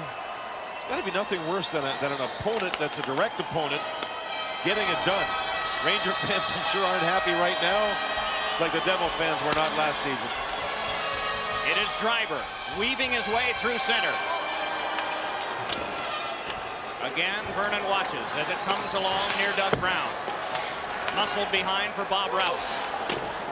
Kept by Driver. Shoots one that ricocheted to Lemieux. Lemieux to Carpenter. Pad, stop Vernon. Richer a shot, and that blocked by Coffey. Richer getting double shifted, and that's a great vote of confidence by Jacques Lemaire, the head coach of the Devils. Richer getting a lot of ice time here. Vernon with another good save on the offside. And the fans respond once again. Jacques Lemaire has a philosophy. We want to force the man with the puck to make a play before he wants to. And that creates turnovers, it creates offense, it creates good defense. And his team lead 3-2 with 13:51 to go. Isn't it marvelous how sports can unite a community? We saw that last weekend in Detroit, banners hanging all over the city. The city's talk is hockey. The region's talk here in the metropolitan area, particularly in northern New Jersey, is hockey right now. Both teams have done a good job in blocking shots. Ramsey again to Stu Grimson. Lapointe trying to get there but can't. Wedged by Niedermeyer. Rolled around by Alvaline. Chipped along by Mike Peluso. Hacked back in by Ramsey. And into the third row. Well, Detroit's system that they employed tonight and tonight only. How do you summarize it now that we've seen it for about 45 minutes or more? Well, during the regular season, they had something called a left wing lock, where the centerman and the right wing would go in deep, Mike, and try and force things. The left winger would stay all the way back, almost up at the blue line, to help the defenseman if the other team came out with a puck. That hasn't worked against the Devils. They haven't been able to forecheck against the Devils. They haven't been able to get through and cause turnovers. So they've decided to try and wait a little bit, be more patient. And so far, knowing it's a one-goal game, it's worked for them. They're in the game. Now time becomes their enemy more than anything else. You may have heard a chant. It was "We want the cup," but coming in is Lapointe. Lost control, centered one that went off of Brodeur. Now Coffey a shot. Oh, and Brodeur got a piece of that one. Turnaround play, and it's blocked aside by Bobby Holy. Right, Peluso went off, and the lane opened up over there, and all of a sudden it was a partial breakaway. That didn't work. Then Coffey had the chance, and Brodeur was there with a big one. A big save. Grimson holding back McKay. Now Niedermeyer can rip it back in. Right on goal, and McKay seemed to be hurt, is headed to the bench now on a change. Maybe it was just his line coming off, but he was slow to get up and start to the bench after he'd been held down by Grimson. Angled back in. Big scoreboard clock above center ice, winking in time with the one you see in the upper left. Skipped along now for Ralston. Brian Ralston walking in ahead, and a drive is saved by Vernon. Rebound, spiked wide. Breland came charging to the slot. Now it's Ralston again. Breland all alone in front. Score!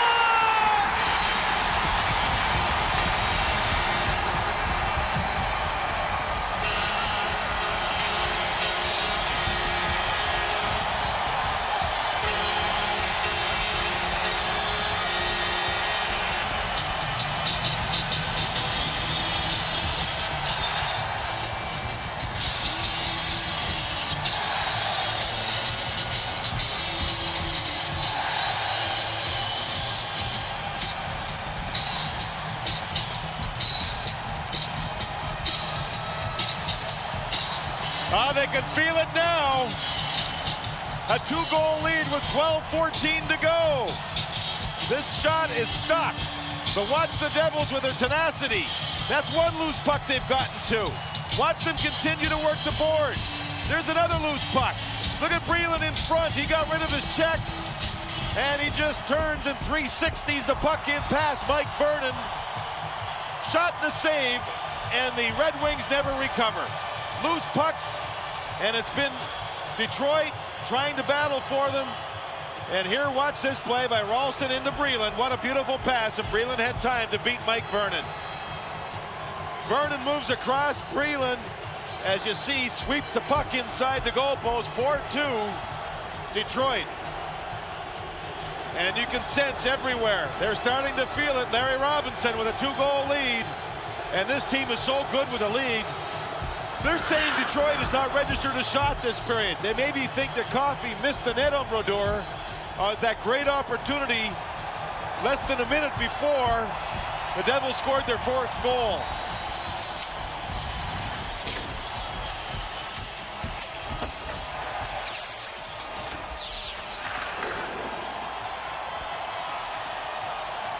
Did Brodeur make the save?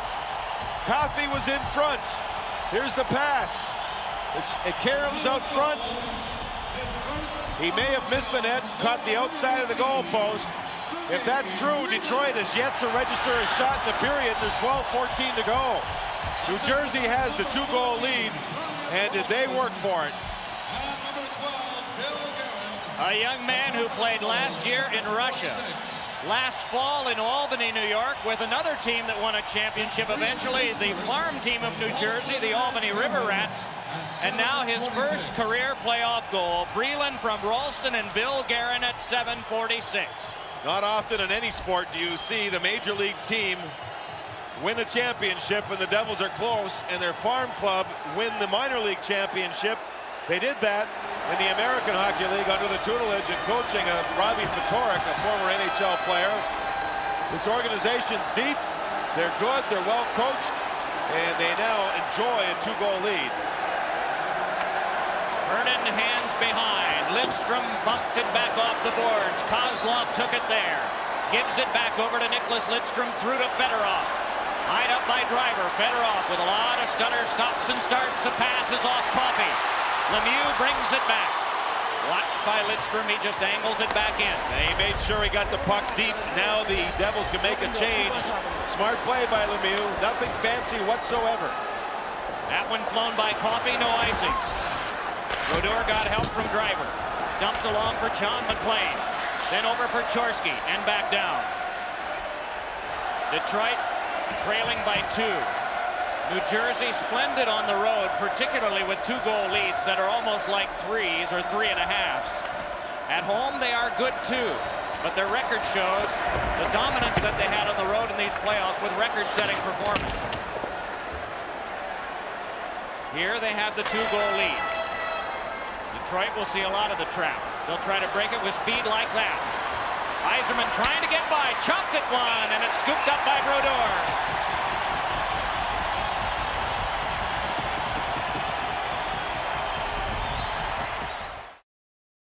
Yeah, it's been magical for them, that 4 spot.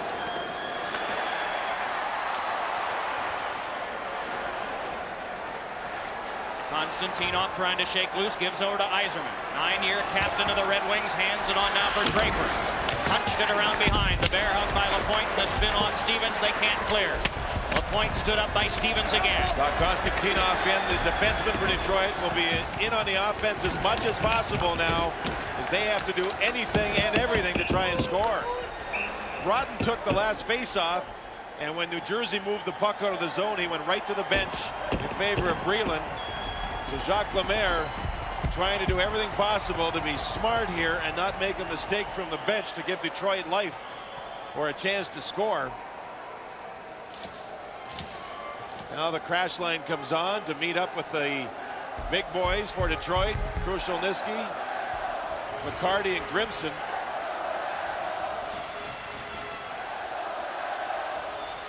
Boy, you can see the fatigue, can't you? More adrenaline has to be drawn on as we head down the stretch of this one. Larry Robinson really working over on the bench. Scott Stevens massaging his back, talking to him. Stevens has to be exhausted. He's played against all the best players throughout the playoffs and has been simply outstanding. And Larry Robinson, the coach of the defenseman, is just working and keeping him pumped. Thrown back in by Bobby Holik. Set up by Vernon. Taken by Coffey. Bumped by Richer.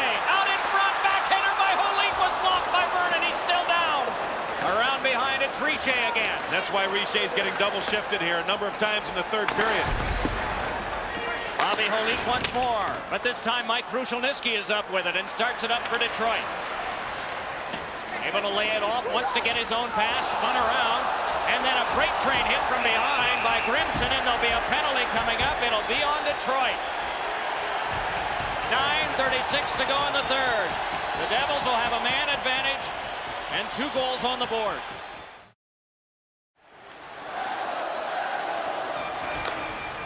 Driver over to Niedermeyer. Bruce Driver again, and Niedermeyer once more. John pointed out the difficulty of that penalty because it takes 2 minutes off the time that Detroit desperately needs. Here's Bill Guerin moving along with it. Guerin shook it back in deep. Chopped at by Coffey, kicked at by Breland. McLean points it to the back. Driver loads the gun. Fires, deflected, and went wide. Rebound, shoveled into Vernon by John McLean. Amazing how the backboards here act like a trampoline and just ricochet the puck right back in front. This morning, the Devils worked on their power play, and they did a lot of drills where they missed the net on purpose to get the puck out from behind the net in front to somebody open. There's McLean, does a good job getting the puck out high. This shot is deflected wide. McLean's just standing there waiting, and he had a stick on the ice. Vernon had to go down quickly. He cannot go out towards the man who's shooting the puck now, because look how quick the puck comes back off the backboards. So Vernon had to recover by getting himself down and stop the puck that was bouncing on McLean. The puck has jumped around a lot in this game. They have other events here, not only hockey. The Power Rangers, I think, were here yesterday. Detroit, one shot. And we're past the midpoint of the third period.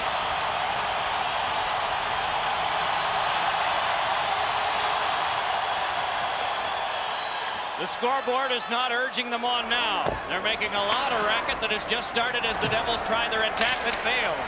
Kept alive now by Niedermeyer. Floated by Richer. Mike Ramsey there for Detroit's defense. Richer moving to it. Broughton crunched by Konstantinov.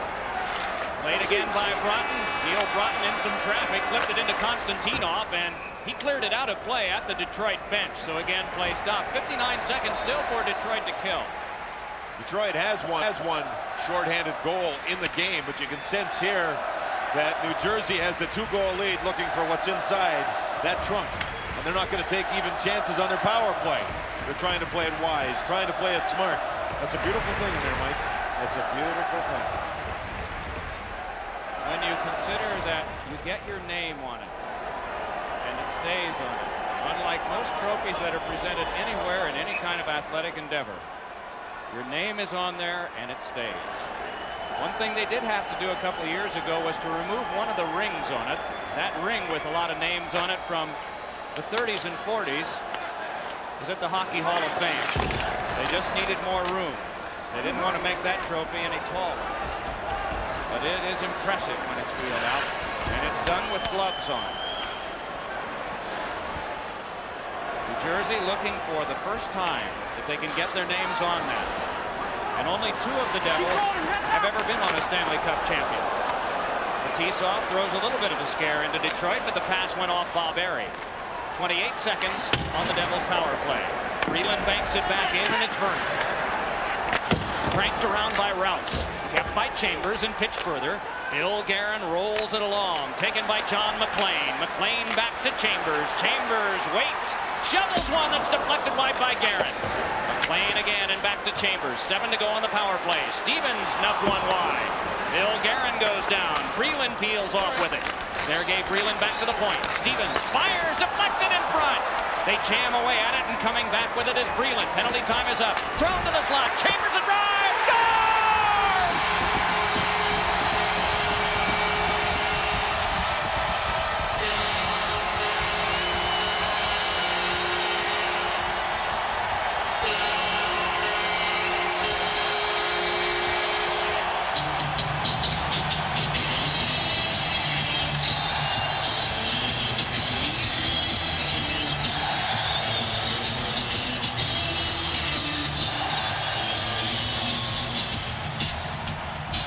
It's a carbon copy.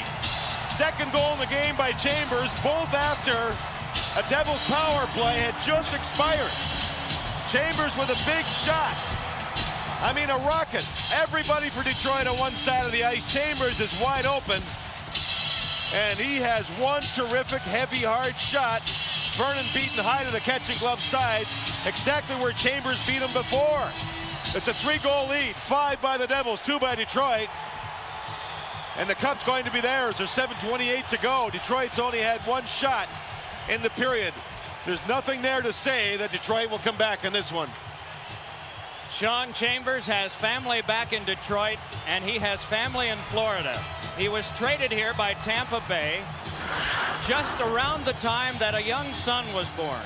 Because of the press of the schedule, he has only had the opportunity to see his newest about 3 times. He's going to have quite a present to take down to him next time he sees him in Florida after this season's over.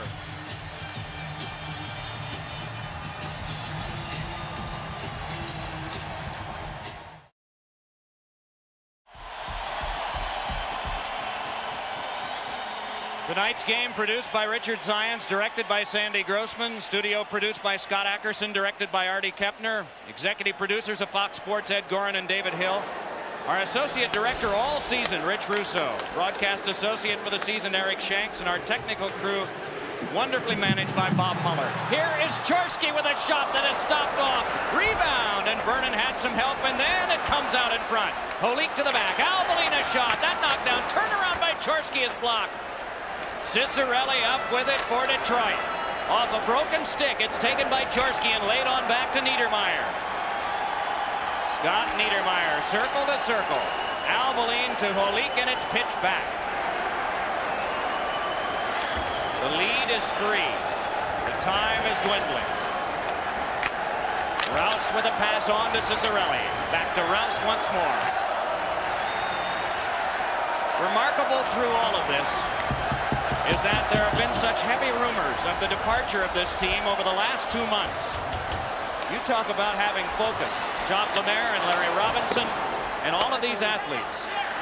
Their commitment and their performance has not wavered at all, despite daily newspaper and broadcast reports about what's going to happen in their future and the future of their family. The most business-like team in the National Hockey League.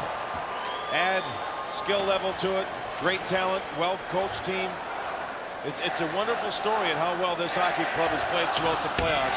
And you're absolutely right, Mike. Away from all the thought of moving, they've kept focused. Breland across. Bill Guerin fires a scorcher wide. Pick up shot. Jacques Lemaire and Larry Robinson were a part of the Canadiens team in the mid-70s.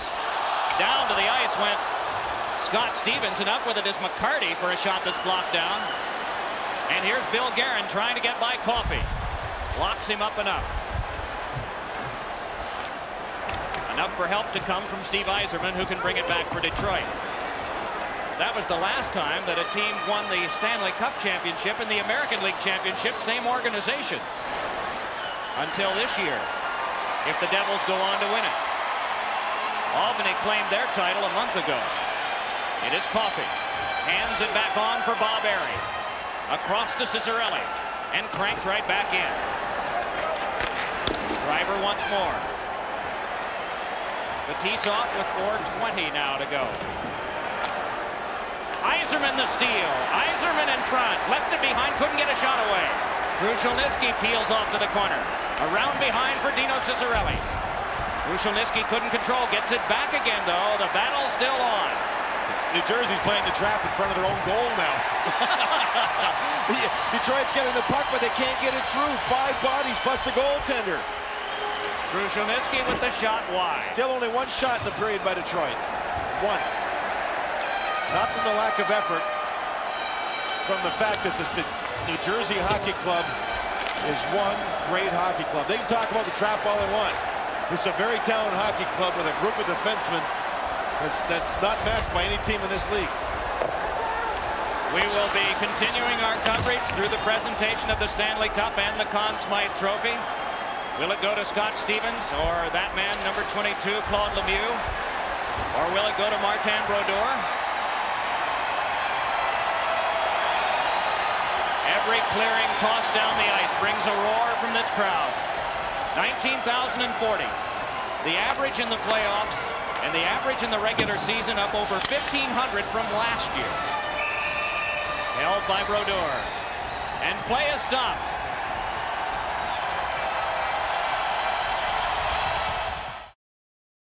Tears of joy from the guy who put the crash into the crash line. And a lot of spirit into the dressing room. His family is here to watch him play tonight, coming from the range country up in Minnesota, where they're so proud of him. He was born in Hibbing, the same place as Bob Dylan and Kevin McHale. Those are the 2 most famous people. Well, by the end of the night, there'll be a 3rd guy, and he'll have his name engraved on the Stanley Cup later.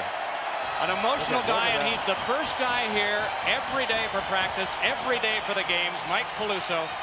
And he'll be one of the last guys to leave tonight. This will be his longest and probably his happiest day ever in hockey. You know, you're known as a scrapper and a fighter, and you wonder if you ever have a chance to play in the National Hockey League. He credits Mike Keenan for giving him a chance to play. You have to try to enjoy the moment. My goodness. It's just, that's what it means in this sport to be able to win it. You've got some people like Tom Troisky there with a smile. You've got Mike Peluso, can't control his emotions. And you've got Jacques Lemaire with 225. He's still coaching. Constantino. On to Bob Arian, back in. The chant is the same one that began in the parking lot at about 1:30 this afternoon. Let's go Devils. Ciccarelli with one that was deflected into the seats by Martin Brodeur, and again play stop.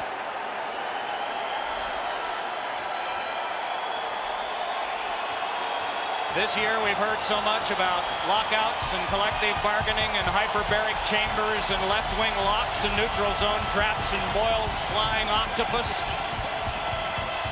There was a great deal of uncertainty about this season, but then it came strong. From mid-January on, wonderful attendances in a number of towns, and I think the reason for that is the character of these guys. The heritage of this sport is rural Canada. The locker room, despite the adding of Europeans and Americans, is still rural Canada. It's look you in the eye, answer the question if you can.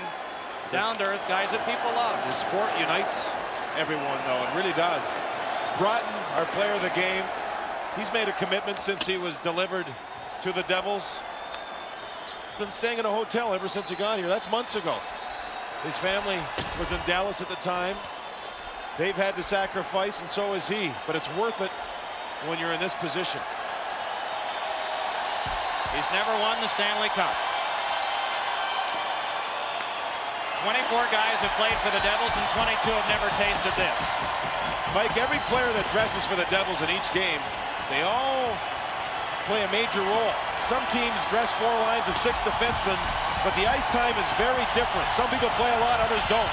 Everybody plays for the Devils. Everybody's part of this team, and it's a lesson that can be spread around the National Hockey League. Coffey with a shot that is blocked down by Bobby Holik in a 3-on-2 break. Holik moving in. Nearly got a shot away, and then McKay fired one wide. Peluso's lines on the ice. I wonder if he can't play because of his emotion level right now. It would not be surprising. No. Congratulations to the New Jersey Devils and their fans and their great staff. This is very well deserved. In the Devils locker room, a newspaper quote had the following passage underlined. We have the heart of a champion. You cannot measure it. You can only feel it. A quote by Akeem Olajuwon of the NBA champion Houston Rockets. Well, they're going to have a few quotes in the papers tomorrow. And let's not forget about Detroit, their Red Wings, their coaching staff, and their great hockey city. They battled to get here for the first time in a long time, but they were beaten by a much better hockey club. Much better hockey club. The championship to New Jersey. The Devils win the Stanley Cup.